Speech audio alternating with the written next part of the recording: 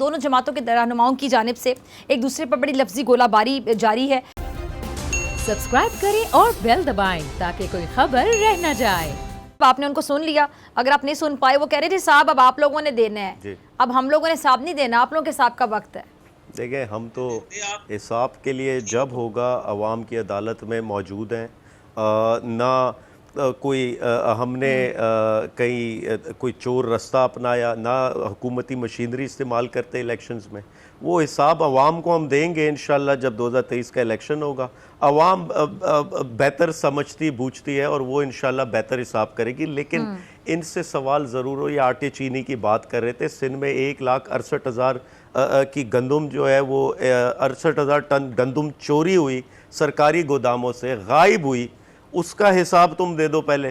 ادھر جو ہے جتنے کوئی 20,000 کے قریب سکول میں آج بھی پینے کا پانی نہیں، باؤنڈری وال نہیں، پلے ایریا نہیں، واش روم نہیں، 6,000 سکول بند کر دیے ان کی حکومت میں۔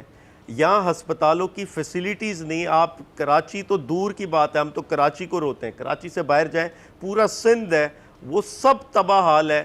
کوئی اربن سینٹر انہوں نے نہیں بنایا، پانی کی مینجمنٹ نہیں کی انہوں نے۔ تھانوں میں آپ جا کے دیکھیں، وہاں ان کے سیاسی لوگ بھرتی ہوئے ہوئے، تھانے کا کوئی نظام نہیں ہے، پولیس کا بیڑا غرق کیا ہے۔ تو مقصد صرف یہ ہے، اور یہ حساب مانگتے ہیں، میں ان سے حساب مانگتا ہوں۔ این ایف سی ایوارڈ میں جو ابھی تک 5,000 ارب روپے آپ لے جا چکے ہیں وفاق سے، اس کا تو حساب دو۔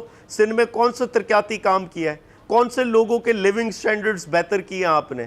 آج دیہات تو دیہات رہ گیا، کراچی کو دیہات بنانے چلے۔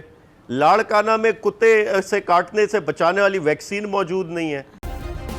سبسکرائب کریں اور بیل دبائیں تاکہ کوئی خبر رہ نہ جائے۔